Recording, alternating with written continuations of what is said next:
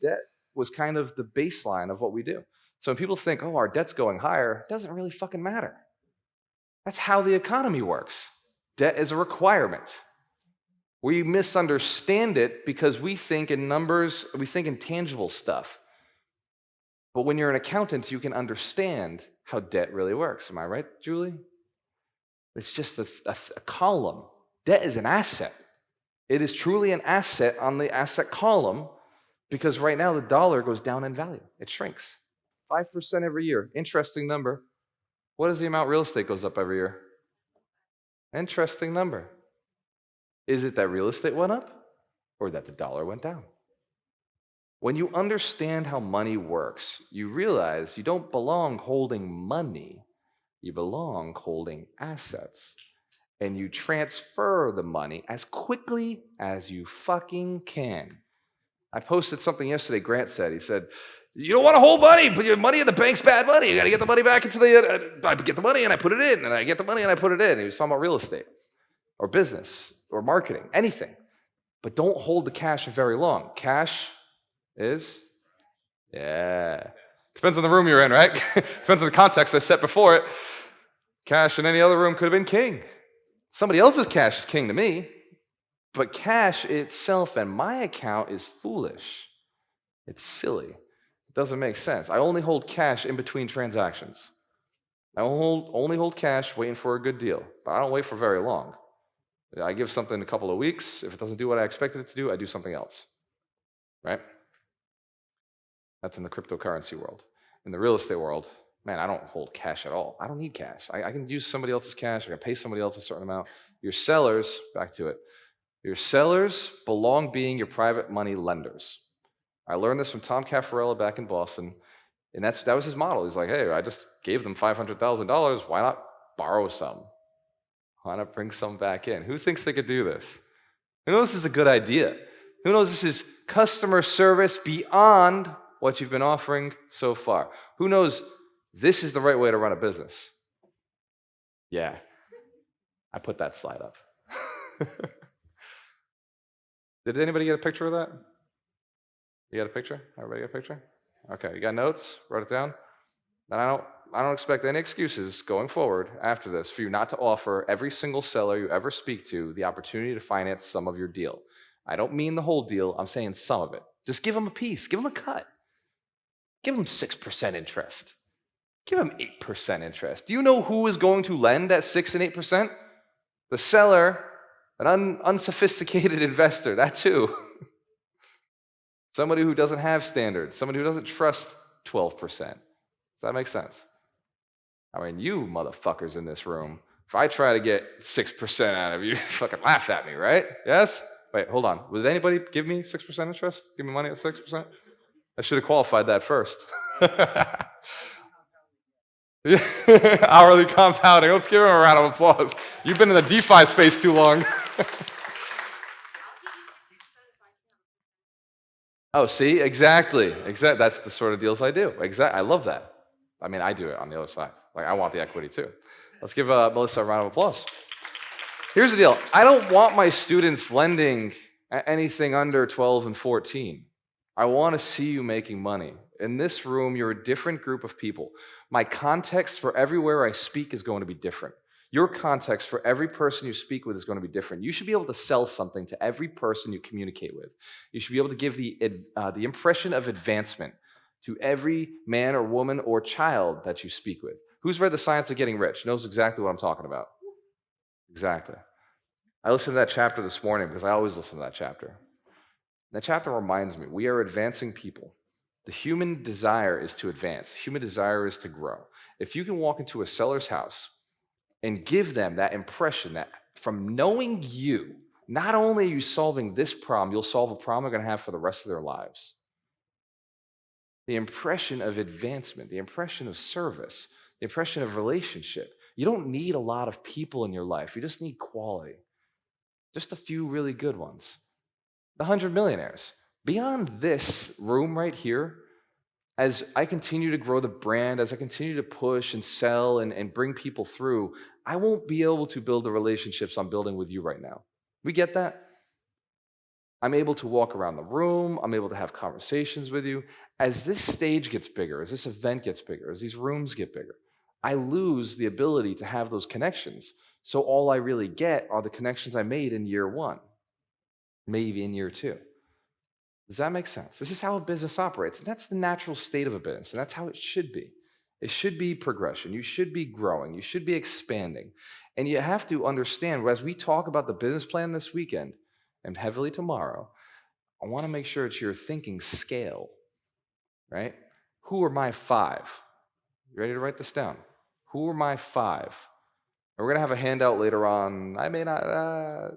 If I gave you, well, let me ask this, because I've been thinking about this. If I gave you the business plan today, would you lose it by tomorrow? Are you sure?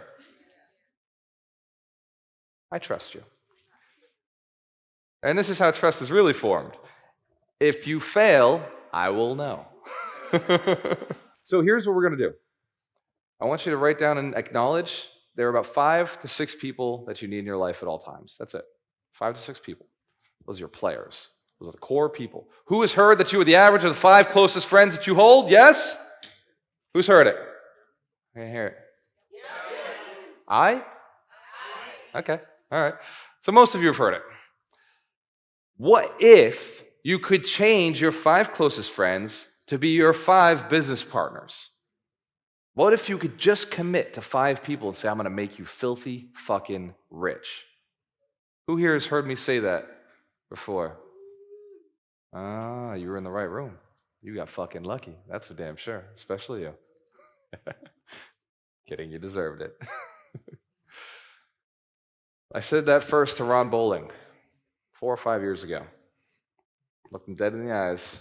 We were talking, and I was like, I'm going to make you filthy fucking rich. He didn't catch it. So I was like, no, look me in the eyes, sir. I'm making a commitment to you.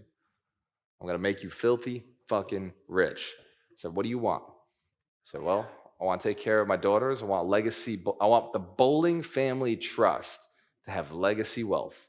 So my daughters and their daughters and their daughters never have to think about money. Now, he still wants the same thing, but the conversation's a little different because I know his daughters very well now.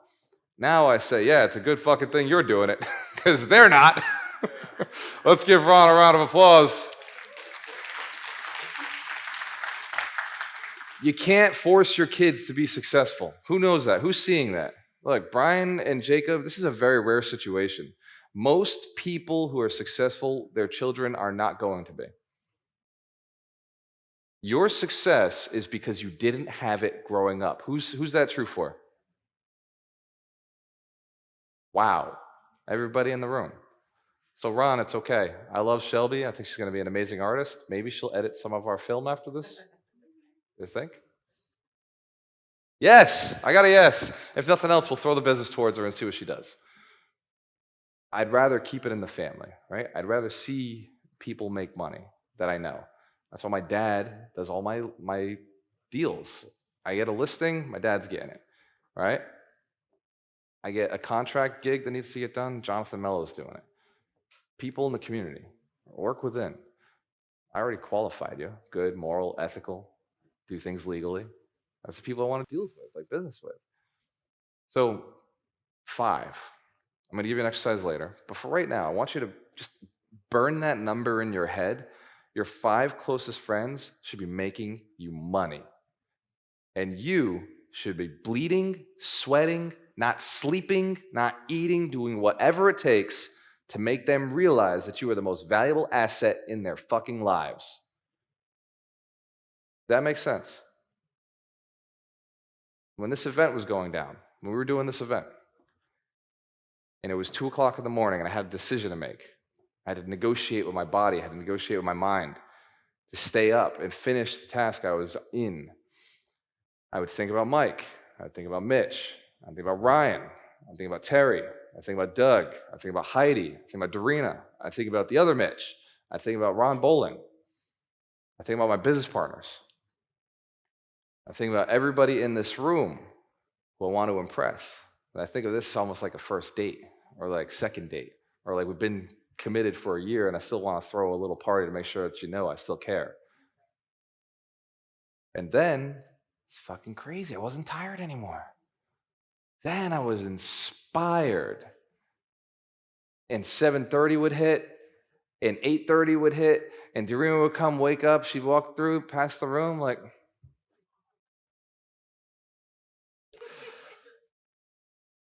how'd you do last night? I just look over and be like, last night, I didn't even notice. I'm crushing it, though. I might take a nap a little bit, right? Inspired removes tired. 5 people you care about. 5 people you care about who have the capacity to earn a lot of money. Because here's the deal. Everybody's a battery in this room. Every one of you is a battery. The amount of money you earn tells me the capacity. Are you a double D? Or are you one of those little triple A's? Or those little ones you put in the clicker for the car? All right? They got juice. They're powerful. They last a long time. But it's not a lot. Or you one of those things like, you seen what Tesla has? They got like 1,000 AA batteries in the car. Like the whole bottom of the car is battery. Right? They got these big battery towers, like big rooms full of batteries. What kind of battery do you want to be? The irony with human being is we take up the same amount of space no matter the size of the battery we are. Some people are bigger, but their battery's not that big. Some people are smaller, but they got a battery like you wouldn't fucking believe. Light up a whole room. Look at the stage. I'm lighting this thing up right now. I feel the aura. We getting this? This makes sense?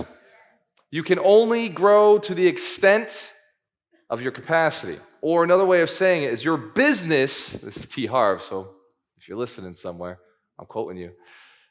Your business can only grow to the extent that you do. Your business can only grow to the extent that you do. Your capacity. You could fire hose a ton of energy into it, but if your capacity is here, it will blow out the back end. Does that make sense? You ever blow up a balloon past what it can handle? Yeah. Right? It's not good. Who's ever made more money than they expected and went and blew it right away? Yeah, we've all done it. Come on. Shit, even me, I've done it. I've done it a couple times. Sometimes I just pay it in taxes because I wasn't fucking paying attention. Right? Who's done that? Who's paying Uncle Sam too much? I made too much. Take it. If we plan intelligently, they don't have to have a dime. If our capacity is here, then we plan for all the dollars. Does that make sense? Awesome. Valuable stuff? We're gaining something here? I wanted to hit you with a little bit of tactical. The idea is scale. All of this conversation is about scale. This is about you getting to the next you. Double every year. We're going to talk about goals. Some of you cannot make $1 million this year. Do you know why? You haven't committed to it. Plain and simple. Plain and simple. Why haven't I made $1 billion? Haven't committed to it hard enough. I'm focused on this community. I'm focused on the long-term growth. It's because the way I want to make it is different. The journey, to me, is more important than what I do. I would rather do it with a tribe of 100 people who are out building and growing their businesses. To me, a conglomerate is way sexier than me running one business and pushing it hard. It's just who I am. I love the distraction of multiple different businesses, tying people together, that connection. We understand I'm a flawed human being, right? Me and Kim Harvey, this is why we relate so well. I'm like, give me all the craziness, right? Give me all the different businesses, I can tie them together. So when Kim came to us, I could relate. I was like, oh, I see, namaste. I see the insanity in you is the insanity in me. I get it, you know? We are crazy, but we're not wrong. We are right. This does work if we can inspire enough people to do it with us. that make sense? Kim's seeing it right now. She's like, I see another business in the businesses. And she's right. This is how it works. That's how conglomerates are built. Multiple businesses that are symbiotic, they flow together, they serve each other. That's how Richard Branson, that's a billionaire that I'm really, really interested in because he built 400 companies, right? Well, I can't even get one. Shit, I can't even get one to make profit. Business is easy. Do something that makes money and do it over again. I built a business yesterday. Do you guys see that? Do you not realize I could absolutely sell pictures with $1 million all day? Like all fucking day. This would not be a hard business to build and create and sell. By the way, if anybody wants to run that for me, 50%, I'm cool with it. I'll bring the money, you bring the people. I might even bring the people. You just do the work. I don't want to do the work. Right? That's how I build businesses. You see what I'm saying? Right? My time is so valuable because I see something so big. My capacity is massive. And I'm just plugging in the people. I'm plugging in the batteries, plugging in the generators. Right? Does that make sense? We're getting this? The reason I share this is I want you to do the same thing. Copy me. Right? I say, if you don't know your passion yet, if you haven't gone on a mission to millions and discovered your purpose, your passion, take mine. Take my mission. Build 100 millionaires. Go out and do it. I will serve you. I will teach you how. I will show you how. And you'll become far more than a millionaire from building 100 millionaires. It's really fucking hard not to make a lot of money when all your friends who you've served and helped are millionaires. Does this make sense? 100 millionaires is more than just an idea. It's more than just a mission for me. It's a business plan. It is a strategy. It is a process through which, by the way, Kurt, we were just talking about your business. We're going to have some fun. You ready? What if to sell, Kurt decided to have 100 franchise owners? 100 franchise owners. You got a good system. You open these things, no problem. 100 franchise owners. Are you richer or poorer? Richer? Is it like a lot richer? Is it like stupid rich? You're going to have to figure out what to spend the money on, aren't you? You're already kind of, yeah. All right. Give Kurt a round of applause. Imagine thinking in the level of scale. Brokerage, right? Melissa, imagine a brokerage, 100 offices, 100 team leaders across the country. Richer or poorer? Would it be you? See, you are just the designer of the company. See, a brand requires design. You know how hard it is to keep this on all the stuff? Look around. We didn't even nail that. It's very complex. It's very difficult. Yeah? This making sense? I'm going to beg you. I'm going to ask you. Please get rich this year. Please commit to 5 close friends that you can make filthy fucking. Yes. Come on, guys. You can crush this word. I know you can. Stand up. Stand up. Feel it. Feel it. I want you to choose 5 people. Raise that energy. Well, you know, we gonna get it on this one. Here we go. All right. I want you to choose 5 people that you're going to make filthy fucking. Okay. No. All right. Woo! Wow! When I look somebody in the eyes and I commit with everything within my being that I'm going to make them filthy fucking rich, the ground shakes underneath me. You can't see it, but you can feel it. There's a laser pointing into the soul of the person that I've just told this to and committed to. That makes sense. It's an energy. It's a belief. It's a knowing. Feeling it now? Do you believe that you could model this energy? Do you believe it's possible within you right now to make that commitment to 5 people that you will make them filthy fucking rich? Show me with a yes. Yes. Show me with a stronger yes. Yes. Show me with the yes that changes the world. Yes! Oh, I like it. You guys ready? Give yourselves a round of applause. That was good. That was good.